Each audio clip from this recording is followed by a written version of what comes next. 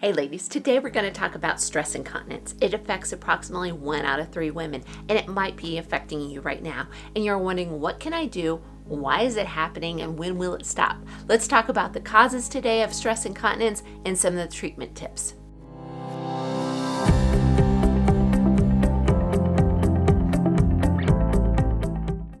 My name's Heather Mara, and I'm a pelvic floor physical therapist, and I'm one of those crazy ones that's passionate about the pelvic floor and educating more women so they know how to achieve freedom with their daily activities. So what about you? How are you finding yourself dealing with this struggle of stress incontinence?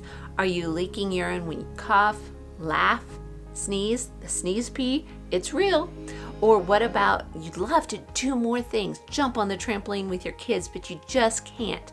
This may have been a long-standing problem, or it may have been a new issue since you've had a baby, or things have changed. Maybe you've never even had a baby and you're leaking when you're running, or you're doing CrossFit, or something more strenuous.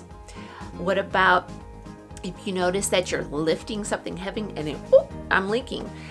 Those are the things that are causes of stress incontinence.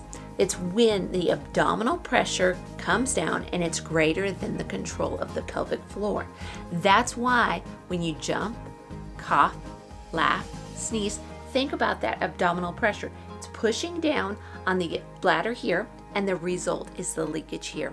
So these are the pelvic floor muscles, and we've got to connect to the pelvic floor. If we don't know what's going on with our pelvic floor and we're just doing life as normal, we get these continuous pressures. Some people can make it through life not knowing about the pelvic floor and don't have symptoms. Others have weaker or more discoordinated pelvic floor muscles. But the good thing is there's help. Again, all of the treatment together, seeing your urologist, having studies done, and then also seeing your pelvic floor physical therapist can help make you successful and return to freedom with your daily activity, which should be your goal any day of life. And again, it may be stress incontinence that's slowing you down, or it may be something else. But ladies, you can take one simple step towards health and healing. You can do this. So today, let's continue to talk about some of the treatments. Connecting with your pelvic floor is so important so that you know how to turn on these pelvic floor muscles before and through the activities.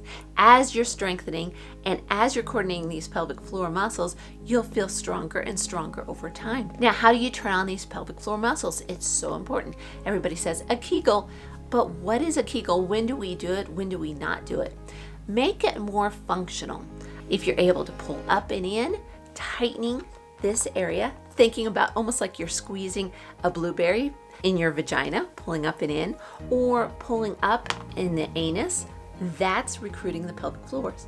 What it's not is your butt contraction, the glute max.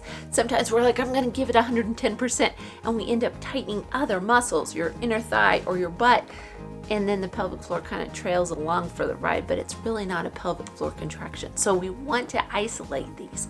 So today, let's take a few minutes and work on this. Go ahead, if you're sitting or if you're laying down, get comfortable, and I want you to inhale first. Inhale is where we start with a pelvic floor contraction. You inhale and you should feel that pelvic floor come down. Why that is because the diaphragm's on top, the abdominals are in front, pelvic floor on the bottom, and the back muscles here. That makes your core. So when your diaphragm comes down and you inhale, the pelvic floor comes down just a little bit. And then as you exhale, we're going to zip up or pull up and in. That way we recruit the pelvic floor and the abdominals. We don't want to just tighten our abdominals and end up pushing down more. We want to zip up like a tight pair of blue jeans. So again, let's try that. And the easiest way is when you're laying down, because then you don't have any weight coming down here. You can prop your legs up with pillows and inhale first. Feel that pelvic floor come down, and then exhale, zip up. You can put a pillow between the knees and squeeze just a little bit if you just can't get that. And what that will do is use your inner thigh muscles, which you can do that to kind of turn on these pelvic floor muscles if you're really struggling with it. So inhale, exhale, squeeze that pillow, pull up and in, but don't give 110%. Decrease the intensity so that you can really isolate this pelvic floor muscles. And again, you should feel it zip in. And when I'm saying the lower abdominals, these are the ASIS or the bony parts. Feel those on the front. It's on the front part of your hip. Now just drop inside, and the transverse abdominis is that lower abdominal. Those muscles are deeper than the regular rectus abdominis that go up and down, what you would say the six pack.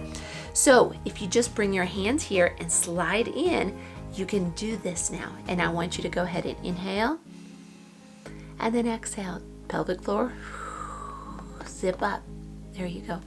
Another cue that might help you out is if you were going into cold water, a pool, and you get water up to your thigh and you're just go, whoop.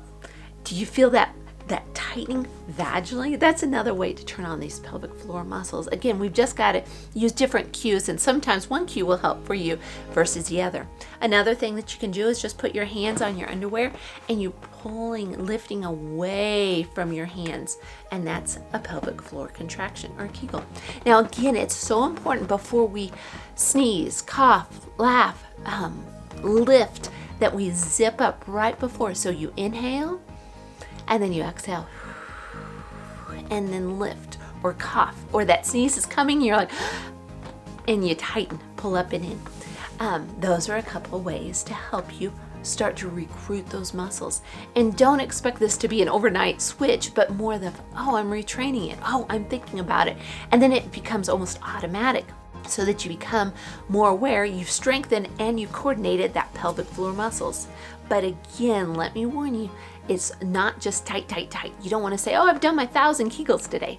You want to make sure that you relax and then tighten. Because if you get a good inhale and it comes down, that lengthens it, and then you can get a good pelvic floor contraction. So I hope some of those tips have helped you as you're dealing with stress incontinence.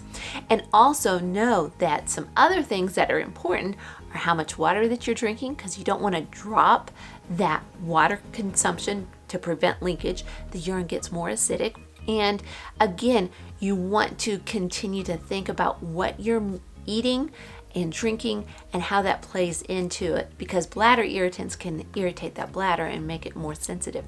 So all those things kind of play into stress incontinence and being more aware of your pelvic floor, zipping up and tightening before it. And if you're still struggling with this and you're frustrated and you need more help, pelvic floor physical therapists are here to help you out.